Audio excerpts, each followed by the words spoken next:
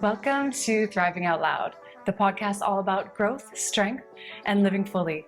This is the place where we go beyond surface level fixes and quick tips. Here it's all about what really makes you shine from the inside out. Welcome to episode 2 of my One Fit Bitch coaching call series. I thought you guys could benefit and really enjoy listening in to an actual live coaching call that I had with my online clients.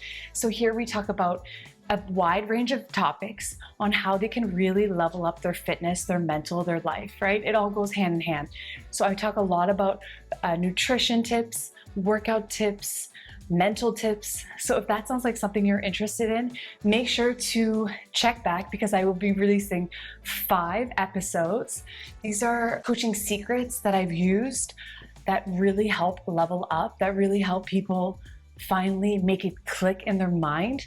Because honestly, if you're looking to thrive out loud and you really want to shine from the inside out, it's not only important to work on your inside, but of course, if you work on your outside, you show love to your physical self, you will get to your goals faster. So I really believe that thriving and living your best life is not just about the outside, but we can't neglect the outside either, right? So it's about combining, prioritizing feeling good from the inside out and making sure we are taking care of the outside in. As a personal trainer of 17 years, I've helped thousands of people totally transform and change their outlook when it comes to fitness. And that's what I want to do for you. So I hope you love these quickie episodes, these quickie tips, and you learn a ton from them. I'll be releasing them weekly, so make sure to tune back in to the next episode. I hope you love this one, and I will see you next time. I am a big fan of moving every single day. Does that mean working out every single day? Like with weights? No, definitely not. That's way too much. But if you can just fall in love with moving your body, that is really gonna set you up for long-term success. And that can look completely different for every single person. So that's when you really need to tune into yourself and ask yourself, what resonates with you? What brings you joy? What would you enjoy doing every single day? Or maybe you're the type of person that needs to change it up a lot. I fell in love with walking about 6 years ago, and that's when my results completely changed. I used to be like, okay, I need to do cardio, and I was doing things that I wasn't really liking, but I thought I needed to do because I thought that was gonna get me to become to get the results that I wanted to get leaner. But I never got the results I wanted from forcing myself to do things that I really didn't enjoy, because it ended up being like punishment. It ended up being like, okay, you have to go do this or else, you know?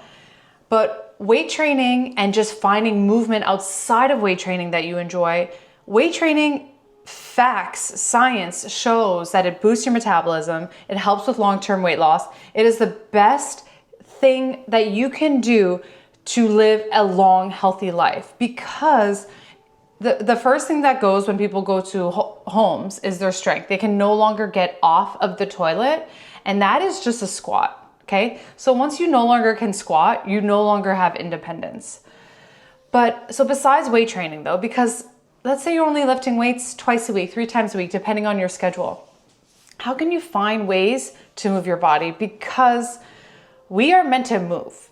So sitting down all day they say it's so bad for you. Just like smoking was so bad for you, they compare sitting all day to smoking, which is insane, but it's just kind of a wake-up call that if you find yourself sitting all day, how can you change that?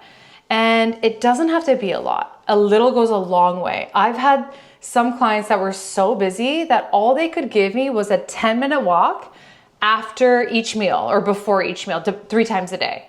So first thing in the morning, at lunchtime somehow, and sometime in the evening. So maybe that's all you can do, and that's all you need to do. It doesn't have to be complicated, but our bodies, when we move in any way, that's a ton of detoxing, lymphatic drainage, that all happens at that time.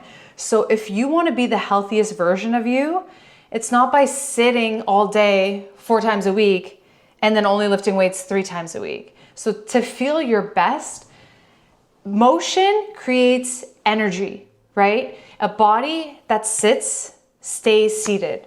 So there's like a really good saying that I can't even think of right now, but a body in motion stays in motion. I think it's just that simple. But so a body not in motion is going to stay not in motion. So you're going to find more energy the more you move. If you're finding like, I can't do more. Well, our body adapts to whatever we do. So if we've been sitting a lot, our body is not going to give us the energy to move more, because it's like, why would I give you more energy? So you almost have to force that movement and the energy will come. And if you've been doing the workouts, you've been noticing that you probably feel better on the days you lift weights. So that I want to make you feel great every single day. And some different like fun ways to move. It can be anything. Some people get really into yoga, and that is amazing. Tai Chi, it could be dancing, it could be pickleball. That's huge right now. Walking, I mean, to me, that's the easiest one because you don't need anything. You can do it from anywhere. And, you know, if you don't want to go outside, if you have to do work, can always get like a walking pad. Where there's a will, there's a way, okay? And do you need to be perfect? Definitely not. You know, if you skip once in a while, it's fine. But if it's part of your daily routine, it'll become like brushing your teeth, and you'll feel disgusting, kind of gross if you don't do it. Like it'll be like, no, I'm just going for my walk, or I'm going to do something, you know, I'm going to do some stretches. So just think about it that way. Once it becomes part of your life, it will just be simple.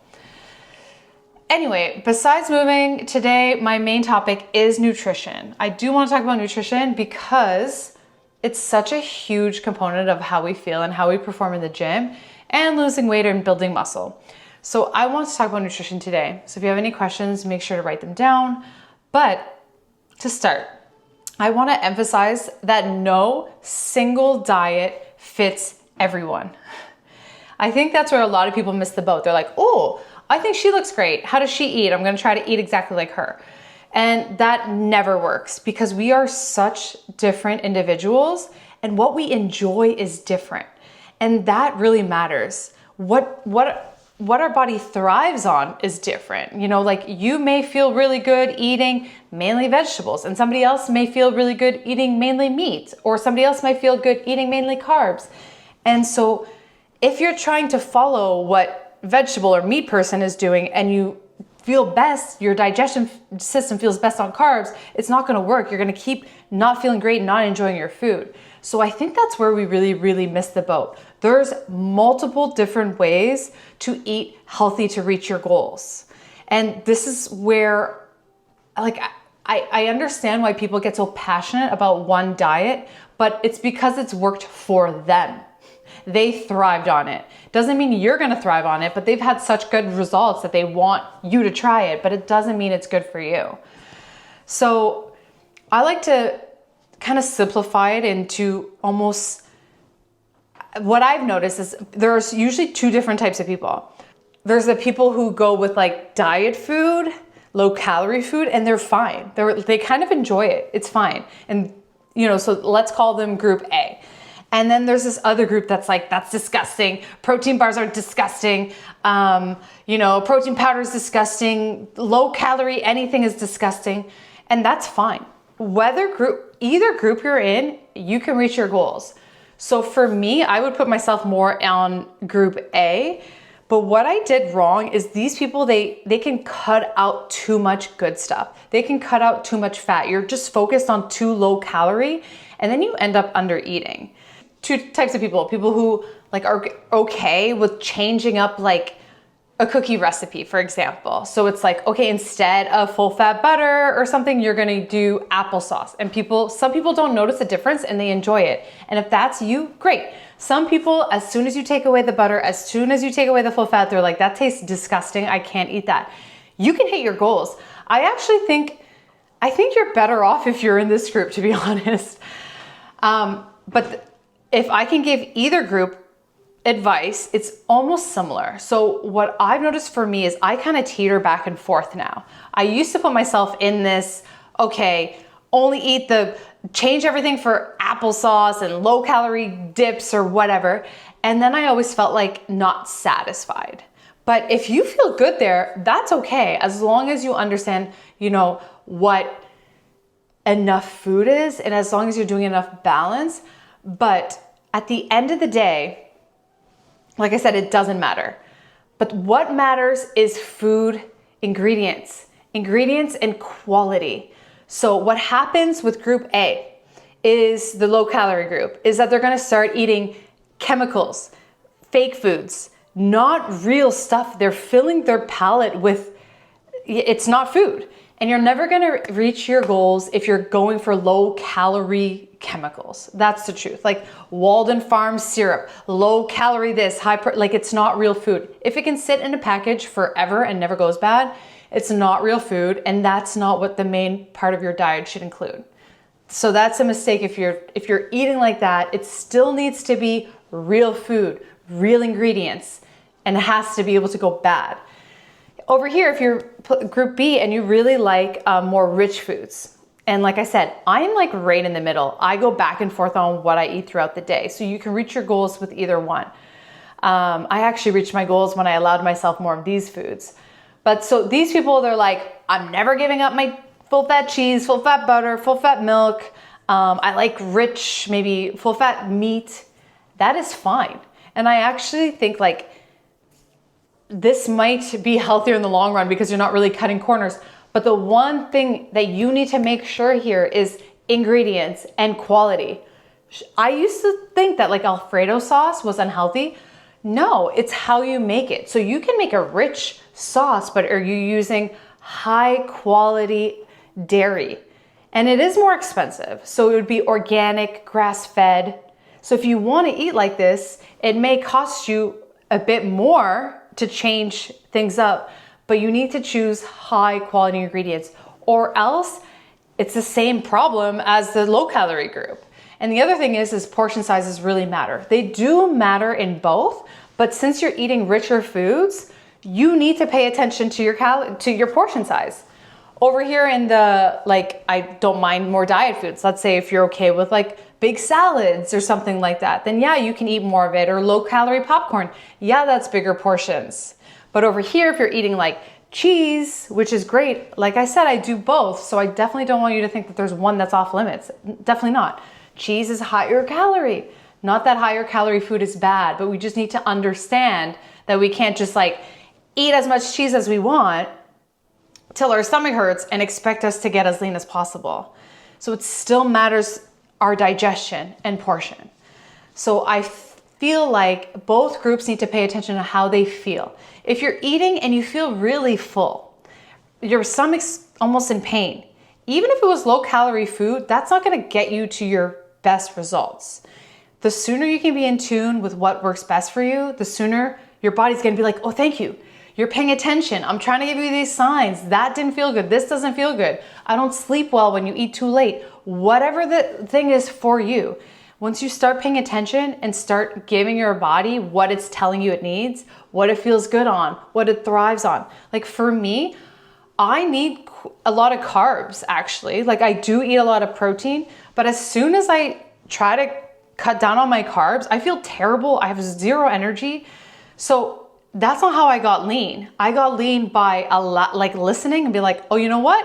I need some bread right now. What kind of bread? I'm gonna choose high quality ingredients, preferably sourdough. So the more you can educate yourself on, good quality foods, bad quality foods, nothing's off limits, because we all know that diets don't work and they don't last.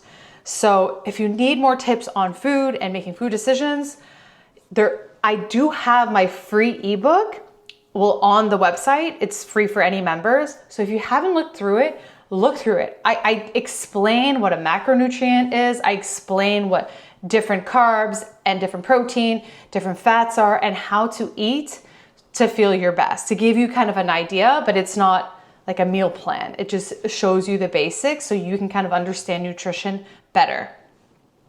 Let me double check. I don't have any more notes. Yeah, I do want to reiterate the importance of balance and, like I said, education, but balance is key. One thing I've learned being a trainer for, I can't even keep track, 16 years I think it is people think it needs to be hard. They think if they're not suffering, they're not hitting their goals. And that's not the truth. Sure, in the gym, we need to lift weights, we need to make it hard. But when it comes to food, if you're starving yourself, if you're not enjoying your food, your body's not gonna react well to that. If you're starving yourself, your body's gonna go into like the stress response. It's not gonna work. You can't undereat and you can't force food down that you don't enjoy. Like, it really matters that you pay attention to this and you don't, like, try not to let the outside noise comes in, because that's tough. When you see somebody that gets good results and they're like, they went carnivore, I should go carnivore. No, unless there's a specific reason, like, wow, I love meat. This really seems like a path. I'm trying to heal my gut. Unless there's a reason, you really want to stick to a balanced approach. And at the end of the day, like, even though I said this, movement every day, trying to eat not perfect, balance. It's not about being perfect. Remember that we're gonna have bad days, bad weeks. But at the end of the year, how many days, how many weeks were you good? How many weeks were you bad? So it's just, my newest podcast, I'm releasing it on Wednesday, but it's all about giving yourself grace. If you can forgive yourself a bit more on the bad days, if you can give yourself grace on the bad days, like, I must have needed a rest day. I must have needed a bit more food that day. It's like the most fit people definitely are 80-20 balance on all areas. So 20% of not hitting your workouts is more than you think. And 20% of not being perfect on your diet is more than you think. So it's really not about being this perfect person. Like, every single day, I'm maybe making choices about nutrition that you'd be like, really? Like, I'll have dark chocolate as much as I want. Even first thing in the morning. That's my 20% that I've never cut out dark chocolate. And there's multiple other ones, but those are for me. But if you hate chocolate, that's not gonna be your 20%. So make sure you can get in tune to what you like, what you enjoy. The more you can listen to your body, the more results you're gonna get, right? Because the body's not gonna give you what you want unless you give it what it wants. Thank you so much for tuning in to this episode of the Coaching Call series of my One Fit Bitch program. If you found this educational, if these were tips that you hadn't heard before, make sure to give the podcast a 5-star review and share it with somebody who you think could benefit from this information. Thank you so much for tuning in and listening to the end. I will see you on the next episode. Bye.